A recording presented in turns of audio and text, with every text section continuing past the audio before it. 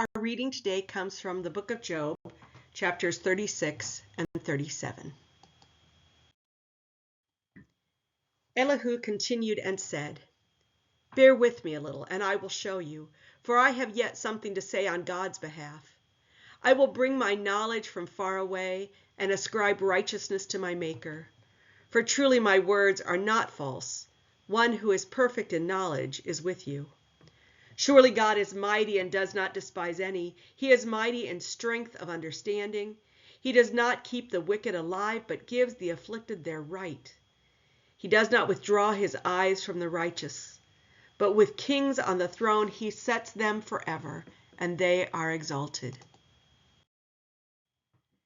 And if they are bound in fetters and caught in the cords of affliction, then he declares to them their work and their transgressions, that they are behaving arrogantly.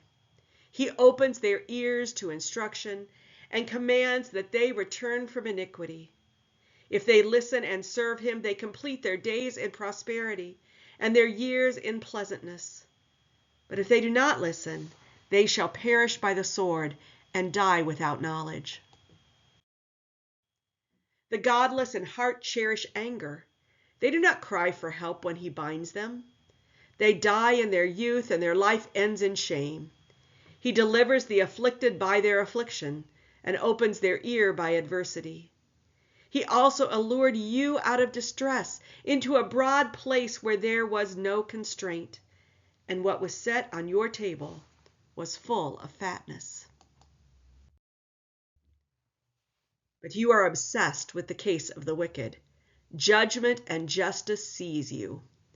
Beware that wrath does not entice you into scoffing, and do not let the greatness of the ransom turn you aside. Will your cry avail to keep you from distress, or will all the force of your strength? Do not long for the night when peoples are cut off in their place. Beware, do not turn to iniquity. Because of that you have been tried by affliction. See, God is exalted in his power. Who is a teacher like him? Who has prescribed for him his ways? Or who can say, you have done wrong? Remember to extol his work, of which mortals have sung. All people have looked on it. Everyone watches it from far away.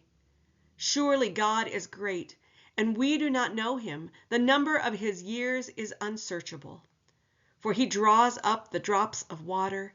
He distills his mist in rain, which the skies pour down and drop upon mortals abundantly.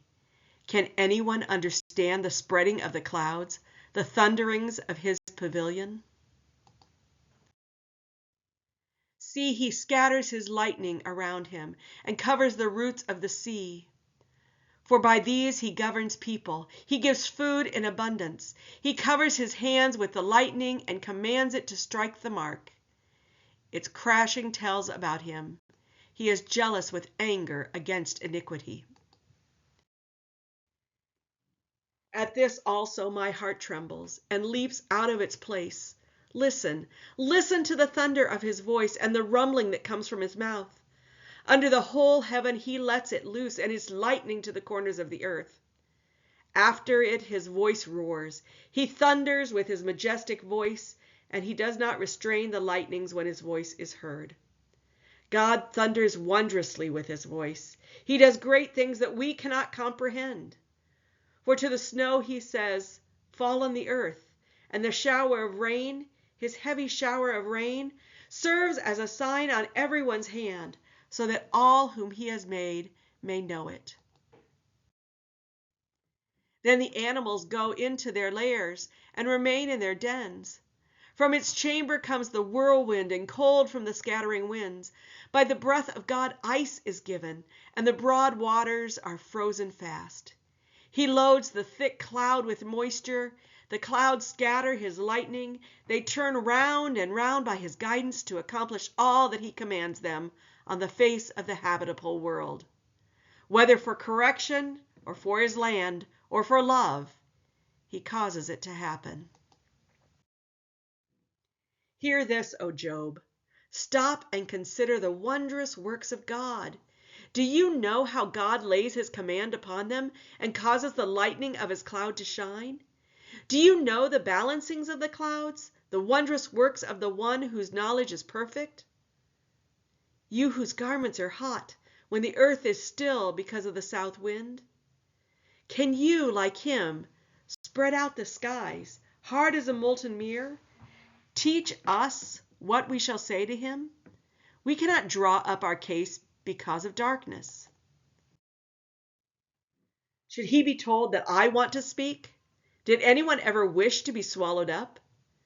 Now no one can look on the light when it is bright in the skies, when the wind has passed and cleared them.